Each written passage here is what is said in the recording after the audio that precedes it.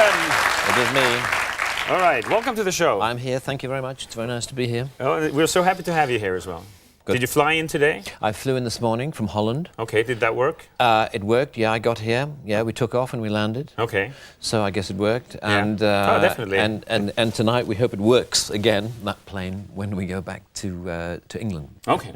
How about this flying part? Do you pack anything on your trips like this that you always bring with you, like a token or a book or something? Like a token or a book? Do I bring anything with me? No, I try and bring a car magazine if I can. Okay. Because I'm that magazine about cars? A magazine about cars, because I'm that kind of person. Okay. But you know, because quite often I can't quite get the car magazines that I want in the countries that I'm visiting. Oh, how many different are there? I get about 4 or 5 a month. Oh, I suppose. That you subscribe. Yes, and what are those? It's like Playboy, but cars? Well, no, I don't subscribe. Oh, you don't subscribe? I don't subscribe. I always go and buy them in shops. Why? Why don't you Well, subscribe? I don't know. I think if you... It's like being given a free ticket to something, you know. Sometimes it means you can't be bothered to go. Okay. Whereas if you have to pay for the ticket or you have to make an effort in order to connect with that magazine, then it's worth more to you. Yeah, and you think, well, you know, I bought that, so I'll read it. Okay. Whereas if something just drops on your floor mat, then you think, it's great to have you here. Your second movie is out. Yeah. The first one was the Mr. Bean movie. Yeah, yeah. And now Johnny English. Yes. Which is like a James Bond parody, right? Yes, it is. Yes, Yeah. it is. It's a new character, and this is a guy called Johnny English, which is why we call the movie. Yeah. Johnny English. And that's you. And that's me. And he's a kind of junior agent in the British Secret Service. And you see at the beginning of the film that he's always had a fantasy of being a senior agent. And his job is to sit behind a desk and to hand out the documents to all the glamorous agents who are going off on their glamorous He never gets to go himself. missions. And he never gets to go himself. No. He and his sidekick called Boff. Right. And Boff and he are these two agents who never actually go anywhere, but they've got to administer all the other agents. And so, but one day at the beginning of the film, Agent One, the big #1 agent, the sort of James Bond, I suppose you might say, of the British Secret Service, gets killed. Right. At his funeral, the coffin explodes and kills all the other agents who are carrying it. As a result, there are no British secret agents left. Except one. Except one. And suddenly he is catapulted into the #1 slot, and he is Agent One. And he's got to do his level-headed best. Of course, the funny thing is that because he has this fantastic self-confidence and self-belief, it means that he grasps the nettle, as we say in England, and he's determined to make as good a job of it as he can. But because the problem is that his confidence is greater than his skill. Yes. He is manifestly underqualified for the job that he has agreed to do, and as a result, you know, there are humorous consequences. Many humorous consequences. Let's take a look at one of the humorous consequences. Good. This is at a party thrown by a Frenchman, played by John Malkovich. Yes. And Johnny English does not know that this is the host of the party. He doesn't know what it looks like. And the beautiful rock star Natalie Imbruglia plays a mysterious woman. Exactly. Let's see their first meeting. Looks like this. Are you here alone, Mr. English? It's how I choose to live my life, Miss Campbell. Women want safety, security. I can offer them nothing but danger. Some women find danger very attractive. Women like you, Miss Campbell? Women like me expect men like you to find that out for yourself. Madame? Oh, it's for me, actually. And could you rustle up some of those cheesy niblets that are going around? Now, where were we?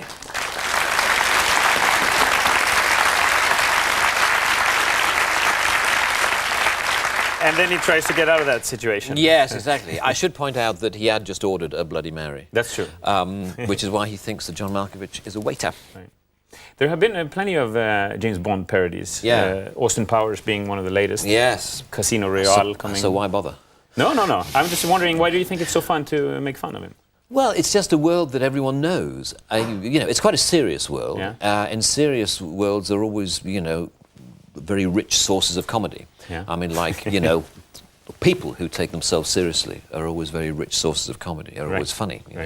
You know, what's funny about people is what's wrong with them, not what's right with them. Okay. And there's That's an interesting theory. Well, I think it's true. You know, what's wrong with Mr. Bean is that there's all sorts wrong with Mr. Bean. Yeah. You know, he's such a self-centered and vindictive and you know, introverted and kind of weirdly selfish character. I can't remember what I was talking about. We were talking about James Bond movies. The James Bond movies, oh yes, the James Bond movies. Well, it's fun, but I understand. Yeah, it's fun because the worldwide cinema audience are very aware of this world, and they're well educated in the world of James Bond. And so when they see a car, or they see a gun, or they see a girl, they know what the function of that thing is in your story. You know, it's kind of, and of course the villain. You know, we have a classic villain in the shape of John Malkovich, who plays this mad French businessman. Let's talk a little bit about Mr. Bean as well. Yes, okay. I mean, it's such a big character all over the world. Everybody loves him. He's been in 150 countries, I think. Yes. Sold. And in Sweden, he's huge as well. Yeah. I'm aware of this. I'm sure you are. No, I don't mean to correct you. I'm not saying you told me something so that I have to congratulate you on that and just briefly ask you about how you invented him. Do you remember that? Was that an old school trick you had? It was a combination of things. It was a combination of... I first discovered my kind of love of visual comedy when I was at University at Oxford. And I was asked to do a sketch in a comedy show that they were doing at the university then.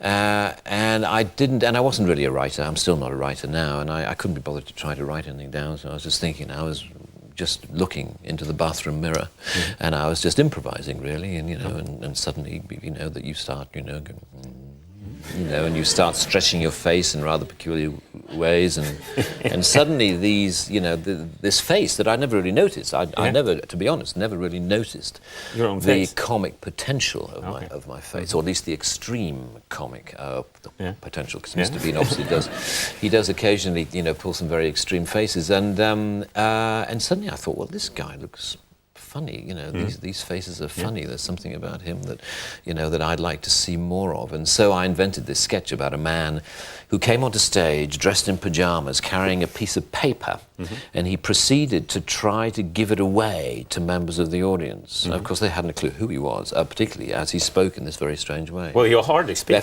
If I remember it well. Well, yes, this was an early version of Mr. Bean, when he certainly didn't say any words. What he did... It was this weird man. You know, and the audience didn't know what to make of it. No. They thought he was very strange. As indeed, I thought he was very strange. But there was something funny about him. But was that something just happened? I mean, you were standing there and all these sounds and faces came out of you. Yes, it was just, in the end, it was just me trying sort of to be as funny as I could be. You know, to put on the silliest voice, you know.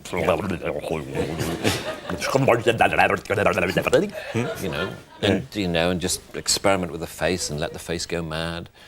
And that's what I did. And I did the sketch, and it was bizarrely successful. Very successful. And people thought it was A, bizarre, B, funny.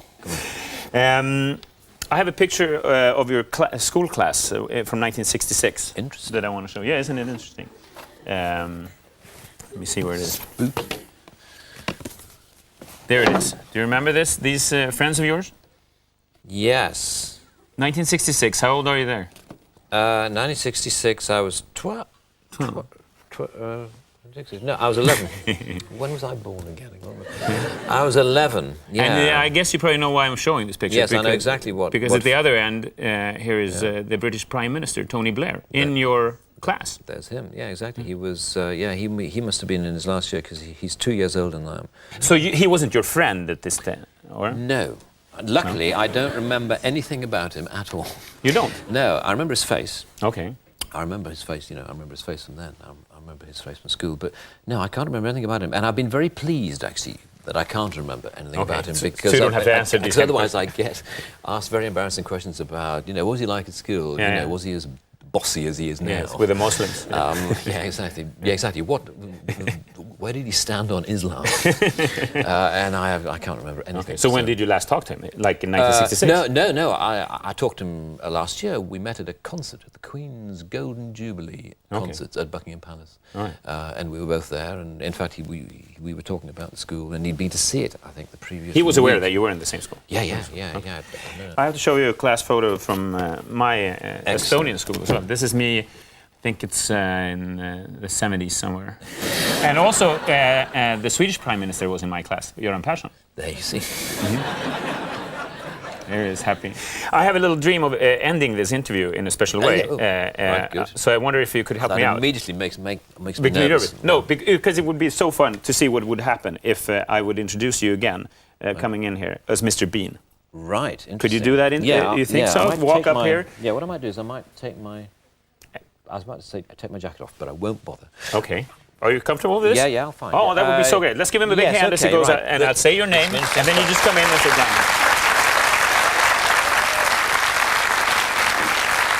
Det här var roligt. Får vi se vart det här tar vägen. Okay, you ready back there? It's Mr. Bean. Okay. Mr. Bean. Okay, yes, I'll try to do it correctly. Here, ladies and gentlemen, our next guest on the show, Mr. Bean.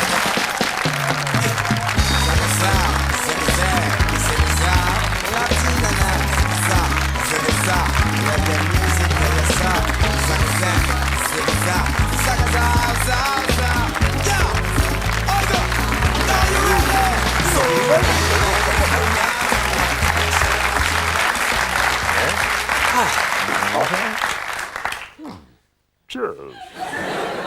Please have a seat. Oh. Some candy? Oh, thank you.